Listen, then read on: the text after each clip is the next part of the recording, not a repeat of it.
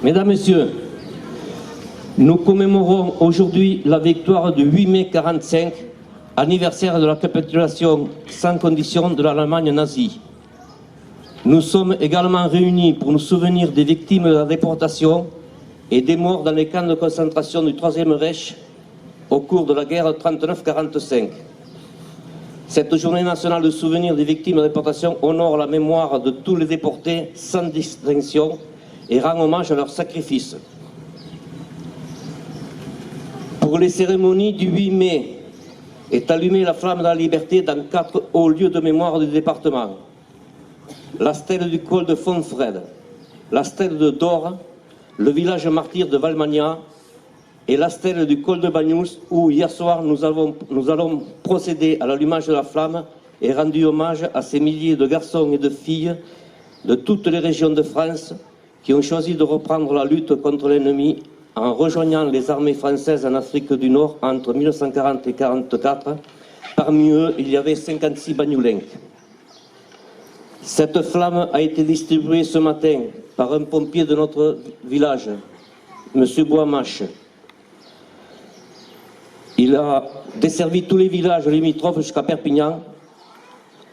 C'est avec cette flamme de la liberté que nous allons procéder aujourd'hui avec les enfants à l'allumage de la vasque devant notre monument aux morts. Donc pour allumer la flamme, M. Marc Harol, évadé de France. Et il y aura avec Pierre Hernandez et Wendy Boucher qui sont actuellement avec la flamme. Je demanderai aussi M. le maire de s'approcher. Pour l'ensemble, garde à vous.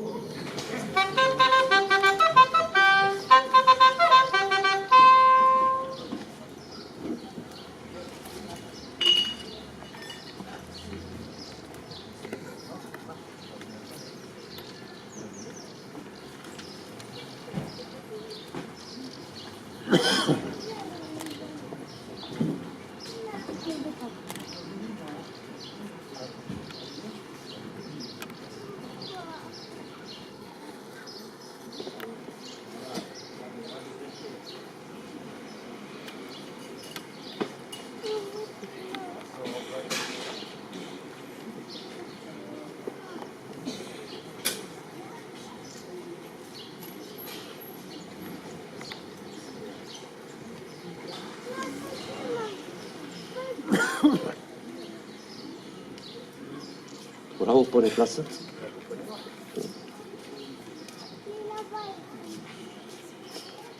Pour l'ensemble.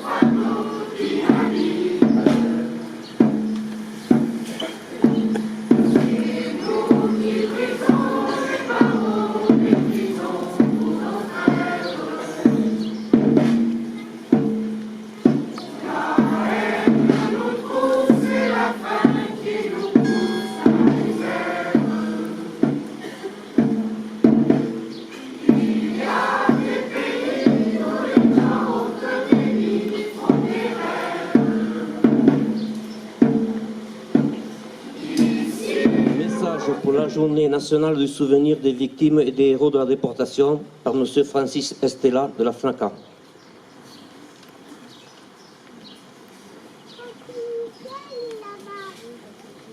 La journée nationale du souvenir des martyrs et des héros de la déportation, instaurée par la loi de 1954, est l'occasion d'évoquer la mémoire de tous ceux, femmes, hommes, enfants, envoyés par milliers pendant la Seconde Guerre mondiale dans des camps de concentration ou d'extermination nazie qui ont souillé et durablement meurtri les peuples et les territoires occupés d'Europe. Nous renouvelons notre hommage au courage dont ont fait preuve les déportés, en particulier ceux qui, face aux souffrances de l'épuisement physique auquel ils étaient confrontés et à la menace permanente de la torture et de la mort, n'ont pas renoncé à l'espoir et ont su rester des êtres humains. Ils ont su ainsi, dans des difficultés extrêmes, la volonté de poursuivre, dans l'union et la solidarité, la lutte clandestine contre l'idéologie et les objectifs de guerre de l'ennemi. Les déportés, derniers rescapés de l'horreur indicible de la barbarie nazie, expriment leur légitime inquiétude à l'égard d'une Europe aujourd'hui divisée, traversée et habitée par la résurgence de mouvements nationalistes. L'Europe, dont la vocation est de garantir la paix et la prospérité des pays qui la composent, doit être celle de la mémoire des millions d'êtres humains sacrifiés par une idéologie perverse. Sauvegarder cette mémoire, où la souffrance se mêle à l'espérance, doit faire prendre conscience, avant qu'il ne soit trop tard, de l'indispensable solidarité entre les peuples épris de liberté pour l'emporter sous toutes les formes d'obscurantisme, de fanatisme, de racisme, d'antisémitisme et de xénophobie. Le rappel de l'action des déportés dans les camps de la mort doit aller bien au-delà d'une journée symbolique. Il s'agit, pour les générations futures, de poursuivre avec détermination ce combat contre l'égoïsme et la peur. C'est ainsi que l'hommage aux déportés prendra tout son sens pour construire un avenir de paix, de fraternité et de respect de la dignité humaine. Ce message a été rédigé conjointement par la Fédération des déportés internés, résistants et patriotes, la Fondation pour la mémoire de la déportation et les associations de mémoire des camps nazis, l'Union nationale des associations de déportés, internés, de la résistance et familles, UNAF-DIF Fédération. Merci. Combattant par M. Jean-Claude Boudiguel, président de l'UFAC.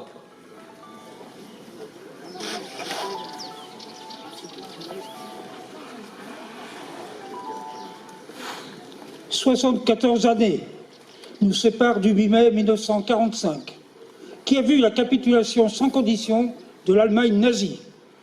Ce moment déterminant mettait un terme à la guerre en Europe et annonçait la fin proche de la Seconde Guerre mondiale.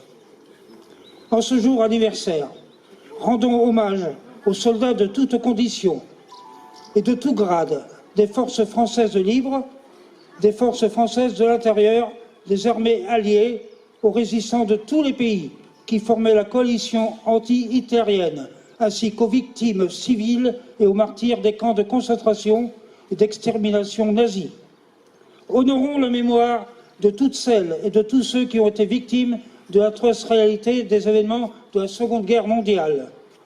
Victimes civiles, prisonniers, résistants, déportés, torturés, fusillés, massacrés pour leur courage, leur esprit de sacrifice et leur sens du devoir.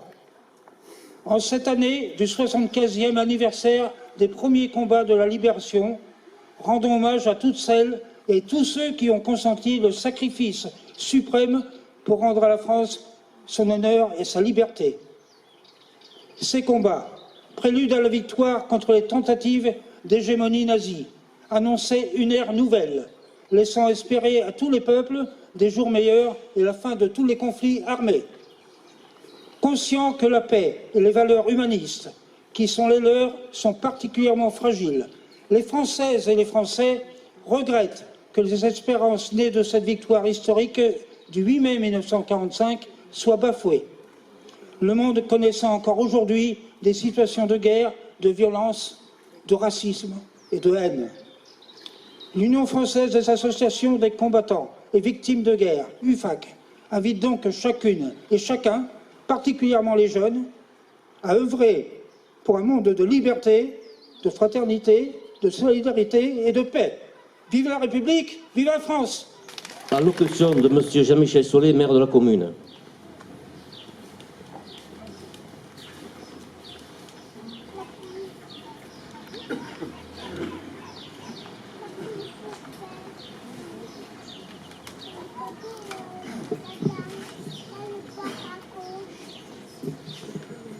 Mesdames, Messieurs les représentants des anciens combattants, Mesdames, Messieurs les représentants des victimes de guerre et des camps de déportation, Mesdames, Messieurs les représentants des corps constitués, Mesdames, Messieurs les représentants des associations, Mesdames, Messieurs les élus, Mesdames, Messieurs, Monsieur le représentant de la gendarmerie, Mesdames, Messieurs les représentants des pompiers, et je salue particulièrement les jeunes sapeurs-pompiers et l'initiative qui est prise par Michel Dias de former des jeunes pour prendre la relève, parce que ce sont des combattants d'aujourd'hui, ceux qui assurent notre sécurité.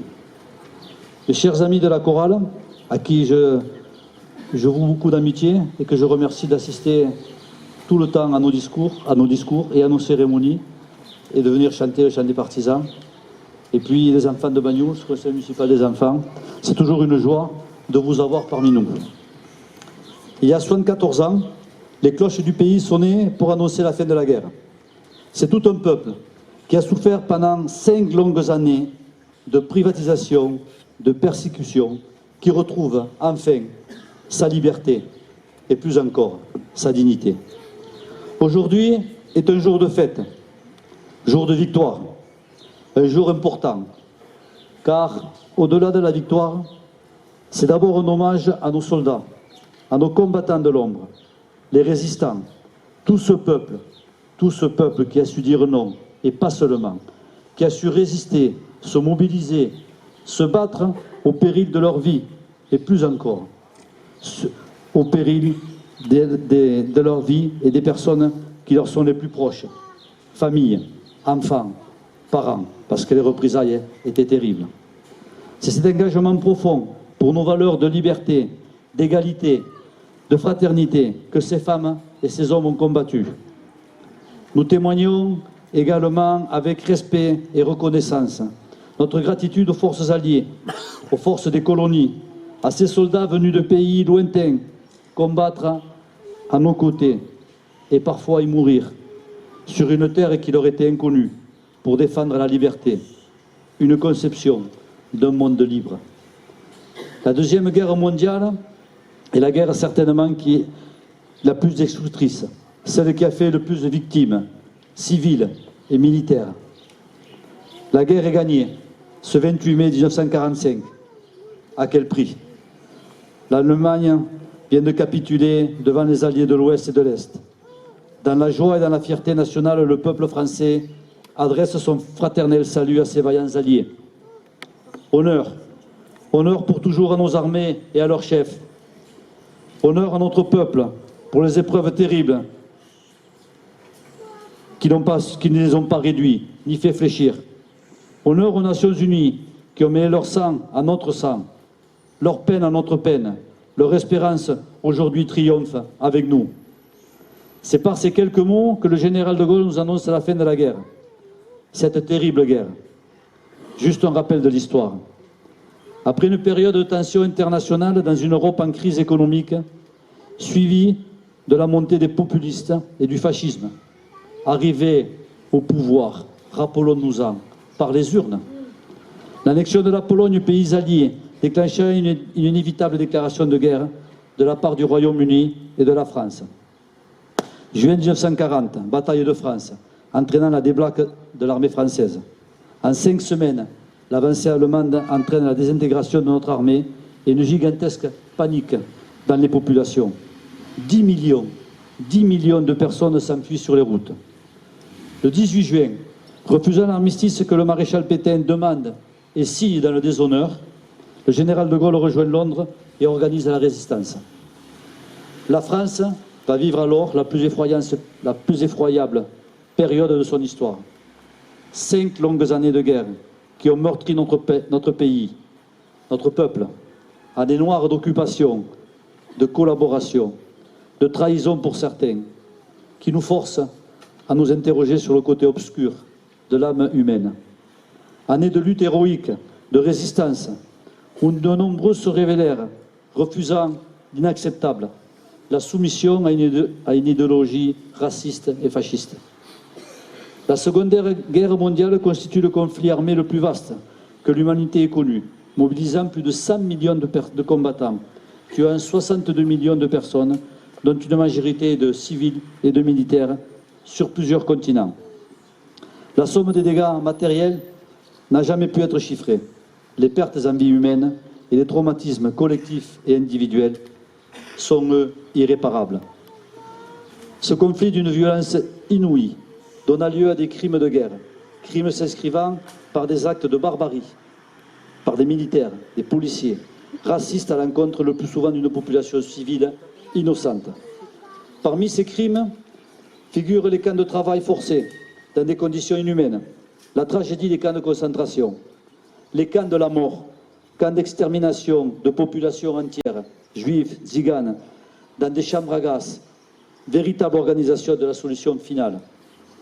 Un des plus grands crimes contre l'humanité, ce que l'homme a pu faire de pire.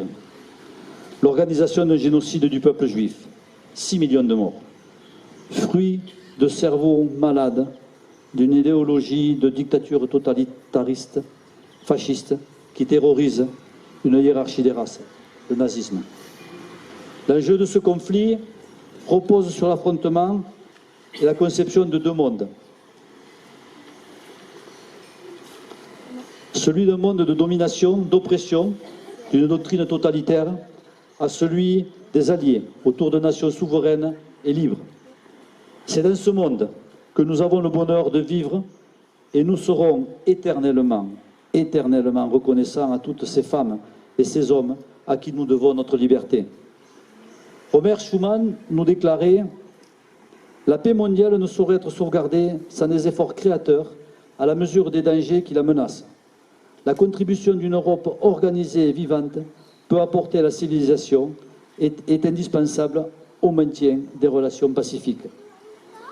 Soyons reconnaissants à des hommes comme Robert Schuman, Charles de Gaulle et le chancelier Adenauer, ces mêmes hommes qui, quelques années après, surent s'unir pour poser les bases de la création de l'Europe. Il aura fallu de la volonté, une certaine obstination, du courage, de la sagesse pour que les ennemis d'hier s'allient. Car c'est cette Europe qui suscite encore beaucoup de commentaires, de polémiques, qui nous protège des tempêtes malgré nos incompréhensions. L'Europe, c'est d'abord la paix. L'Europe, c'est la liberté. C'est la chute du mur de Berlin, l'émancipation des pays satellites de l'ancienne Union soviétique et de ses privatisations de circuler en liberté. L'Europe, c'est l'échange des marchandises et des personnes. Nous sommes ici réunis pour dire en ce 8 mai, plus jamais cela. Notre combat à nous, c'est de continuer cette construction, de l'améliorer, de la rendre encore plus humaine, de nous l'approprier et de la faire grandir, cette Europe. Dans quelques jours, nous serons appelés à nous prononcer dans le cadre des élections européennes. Quelles que soient nos opinions, nos choix politiques, ne soyons pas absents. Aller voter est un droit que nos anciens ont gagné au péril de leur vie et parfois en sacrifiant leur vie. Ne galvaudons pas ce droit. C'est notre devoir aujourd'hui. En ce jour solennel, c'est également les soldats et les victimes de guerre d'Indochine, les déportés, les internés des camps de concentration, d'extermination, à qui nous rendons un hommage fraternel. Nous ne vous oublions pas. nous ne vous oublions pas. Et nous respectons votre vécu. Amis combattants, les victimes que nous honorons aujourd'hui nous ont appris que chacun doit trouver dans ses actions, ses engagements, le courage et l'héroïsme nécessaires à la défense des causes collectives et justes. Ils nous ont appris que l'héroïsme doit être compris comme la volonté de pousser le sens du devoir jusqu'au sacrifice suprême, faire le don de sa vie pour le triomphe de ses idéaux, le respect de ses engagements personnels, la défense de la patrie, de la dignité, de l'honneur, à travers nos propres valeurs. Cette cérémonie aujourd'hui, devant ce monument, ces quelques fleurs que nous allons déposer modestement, solennellement, sont un témoignage de notre gratitude, du profond respect. Elles nous rappellent à notre histoire. Elles nous imposent recueillement et reconnaissance. Ce qui signifie que bien qu'enracinés au plus profond de notre mémoire, notre vigilance du présent doit être intraitable, face aux tentations de révision du passé, intraitable face à l'intolérance et au fanatisme. Victor Hugo écrit « Il faut allumer les grandes dates comme on allume les flambeaux ». Ces dates sont là pour témoigner que jamais l'on oublie. Vive la République, vive la France. Bien, nous allons procéder au dépôt de gerbes.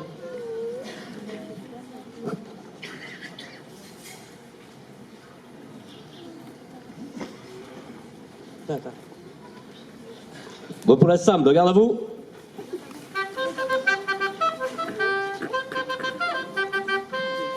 Pour déposer la gerbe des victimes de la déportation, M. Jean-Michel Solé, maire de la commune. Madame Angèle Jude, veuve de M. Jude, déporté en camp de concentration, ancien président des déportés. Joris et Axel, jeunes pompiers.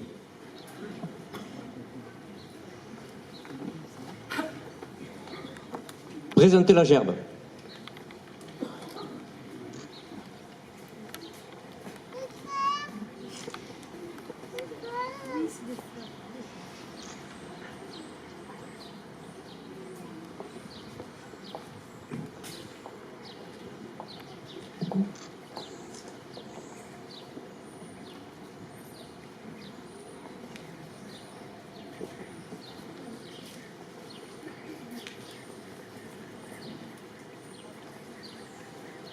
Pour déposer la gerbe de 8 mai, M. Jean-Michel Solé, maire à commune, M. Marc Carole, évadé de France, M. Anne Jean, ancien combattant,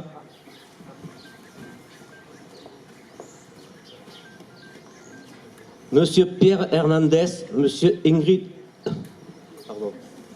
Mademoiselle Ingrid Suzuki et Mélanie Soulet.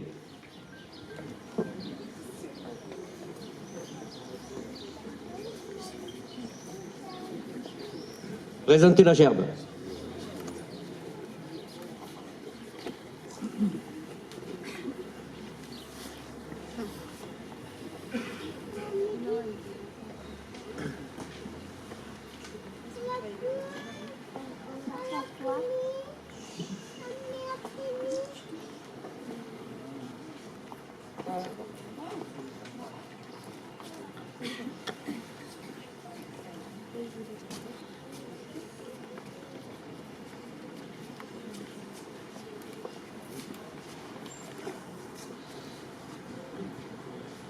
Aux morts.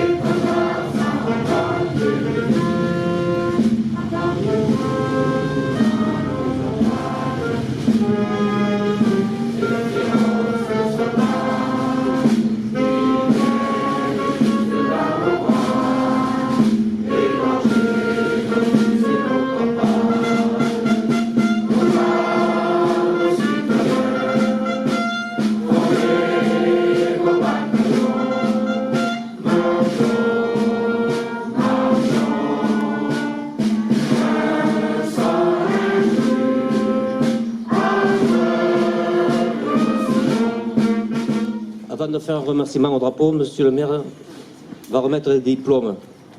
Alors j'appelle Yael Ribas. Alors Yael Ribas était hier soir avec nous pour sa participation à l'allumage de la flamme, à la stèle des évadés de France et à la stèle des passeurs. Alors si Marc veut bien venir, tu te rappelles Marc? Hier soir, elle était avec toi.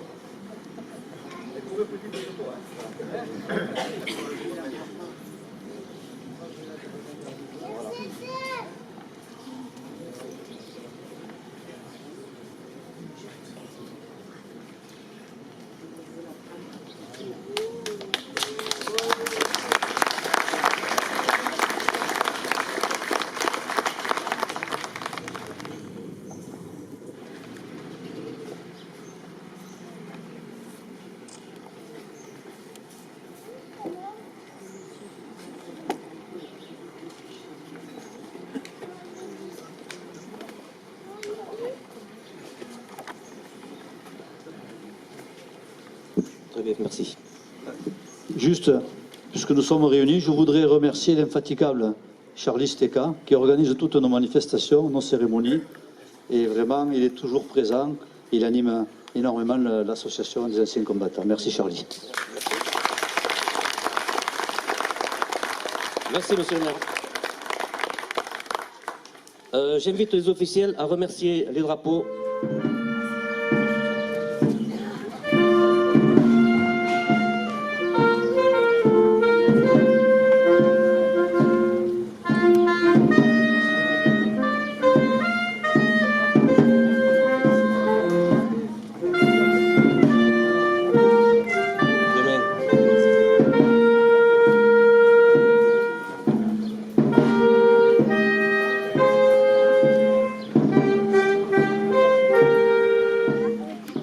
Le chant des partisans et la Marseillaise est interprété par les élèves de l'école de Bagnous et la chorale Orphéon Bagnoulin.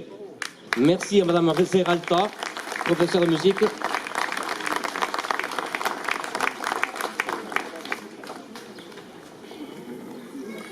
La musique à cérémonie était par les Gavillas, interprétée par les Gavillas, pardon.